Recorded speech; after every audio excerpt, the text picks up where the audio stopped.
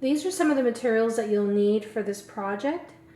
There will be a pattern provided for you below the video, so you could print that out, and I just traced it onto a piece of cardboard.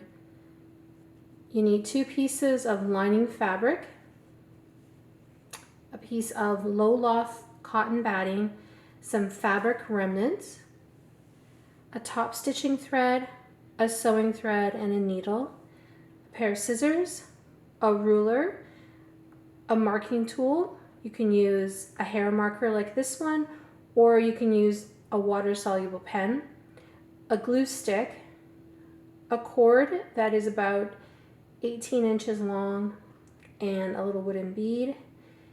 You also need some clips to hold your piece while you're sewing. You can also use pins. The template that I provided you includes a 3/8 of an inch seam allowance all the way around, so you don't have to add that. I'm starting off with 1 piece of the lining, and I'm going to be doing sort of like a patching technique where I'm laying different fabrics on top of each other, and then I'm going to be doing a stitching across the top. Now, if you want to skip this step, you can just use any type of fabric that you have on hand that's printed or solid, or you could patch it however way you want. And I like this technique because it allows me to kind of like collage the fabric together, and I'm not too concerned about how the ends are going to meet. And the finished piece is going to have the raw edges all the way around. I'm going to play around with this and figure out a composition that I like, and then I'll show you the next step. For the next step, what I like to do is I actually like to tack the fabric down with the glue stick, and it just sort of temporarily holds it. It's not like a permanent situation, and I like this step over using pins. Just make sure that it's tacked down to that lining fabric, and be generous with it, and then just pat it down. I have all the pieces tacked down with glue, and what the glue is doing is it's holding the fabric pieces in place while you're sewing the lining piece to it, and then that way you can do your top stitching afterwards. Make sure that if you do go over a little bit, as you can see here, that you want to trim it, okay? What you're going to do next is you're going to place the lining fabric on top, like this, and then you're going to put the batting piece on top.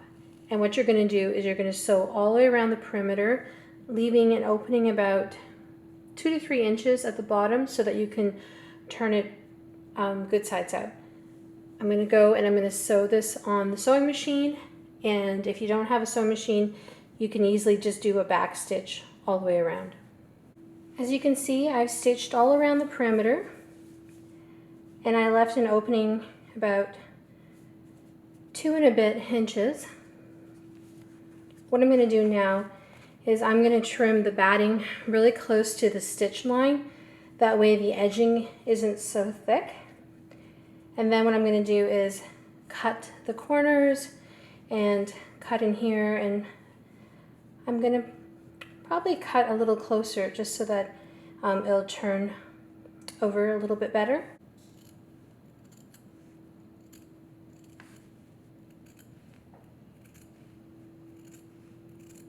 What I'm going to do now is I'm going to trim the selvage a little bit, but the opening area I'm going to leave the selvage the way it is.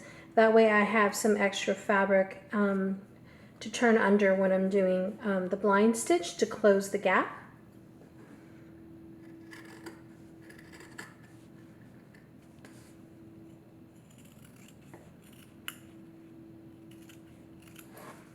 So it'll look kind of like this.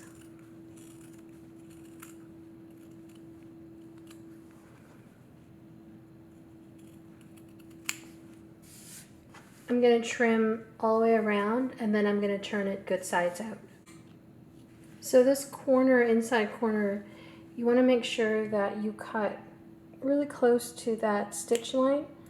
That way it will turn over a little bit better, because if you don't cut that in there, it's going to have a kind of a puckered corner. And then just make sure you go around and trim all the corners of the piece.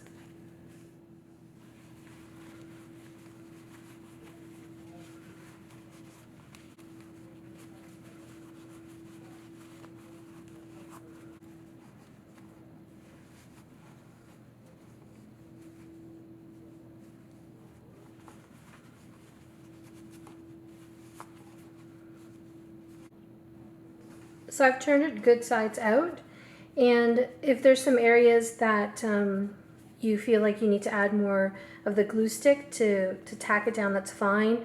But I'm not going to worry about it too much, because now what I'm going to do is the top stitching on the piece. And what I would do first before you do the top stitching and the marking is I would just give this a quick press with an iron, just to make sure that everything is nice and flat. And then what you're going to do is sew this opening using a blind stitch so that you don't have this opening here.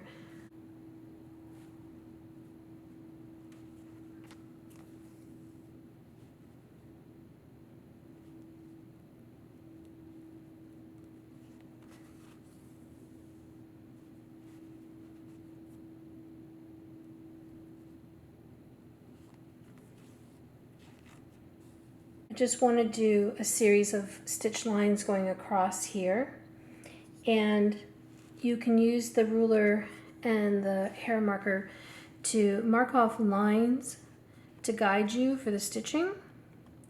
And if you don't have a hair marker, you can use a water-soluble pen.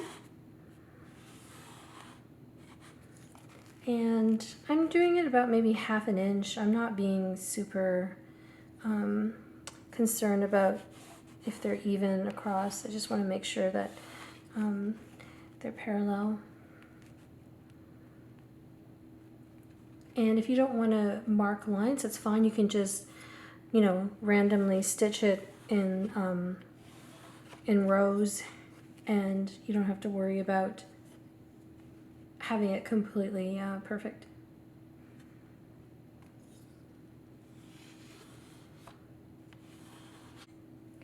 I've got all the lines marked on my fabric, and what I'm going to do now is I'm going to use this indigo colored thread, and I'm going to stitch through all the 3 layers, so the batting, the front and the back, and I'm just going to be using a running stitch.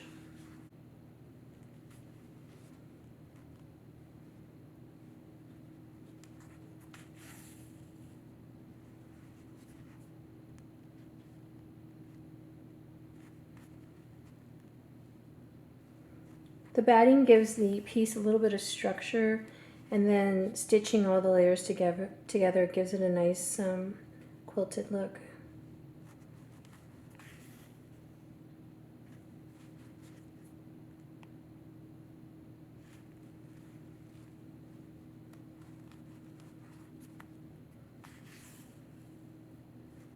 I finished doing all the top stitching. This is what it looks like on the back.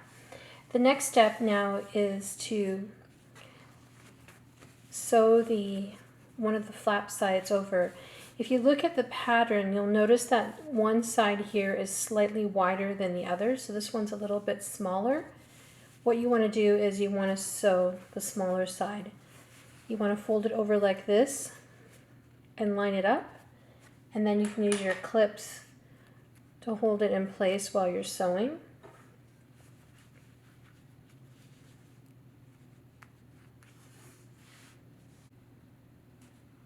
I'm going to start by stitching that lining part, and then what I'm going to do is do like a ladder stitch later, just so that the seam is a little bit tighter. This first layer of stitching is just so that the piece is held together. You can see the quick whip stitch that I did here along the lining, and there's quite a gap there between the exterior fabric. And you can see when I sort of flatten it out like this, that gap is gone. And what I'm going to do now is just do kind of like a ladder stitch along here just to keep this gap from opening up. And then that way it has a nice sort of seamless look. A ladder stitch is a stitch where it's kind of like a blind stitch. So on one side you take a little bit of the fabric like this, and then on the other side you take a little bit of fabric, and you just kind of repeat it going back and forth. And what that'll do is when you pull it, they'll pull it together, the two sides. And I find it's easier to do that kind of initial whip stitch first, just to kind of hold the two sides together. You can see when I pull it tight, it cinches it together.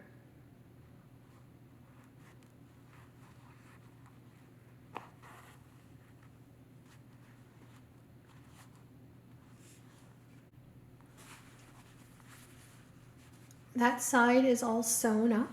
You can see the stitching looks really nice. You can't even see the seam there. What you're going to do now is you're going to fold the pouch this way,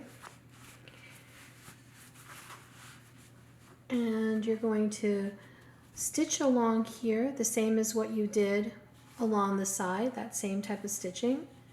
And what you want to do is leave a tiny little gap about 1 centimeter there. So you want to start your stitching from there. And this little gap that you're leaving is for the cord. And then on this side here, on the opposite side, you want to leave a little, you want to start your stitching about 1 centimeter there as well, so that there's a little bit of a gap on this side as well. Okay, so I'm going to do that. I'm going to stitch along here and stitch along here in a similar manner to this, and then I'll show you the next step. I'm just going to thread the bead with the leather cord. You can go with a smaller bead too, or I don't know, a button. I'm just going to tie a knot.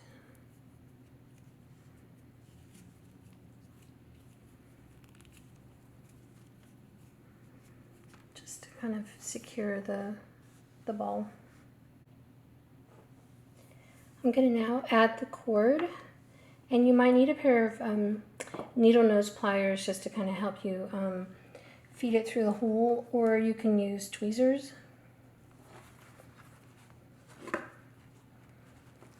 So we're going to start from the top with the end.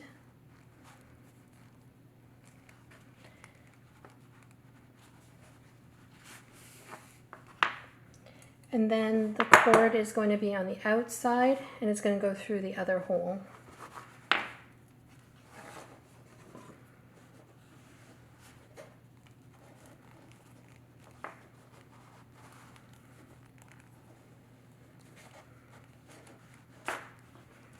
Then when you've pulled it through here, what you want to do is tie a knot.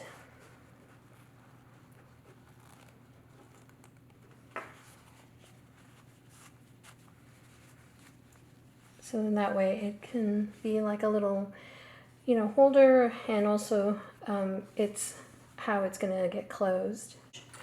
It's a great little holder for small things like your notions, stitch markers, or even coins. And then to close it, you just have to pull this drawstring here.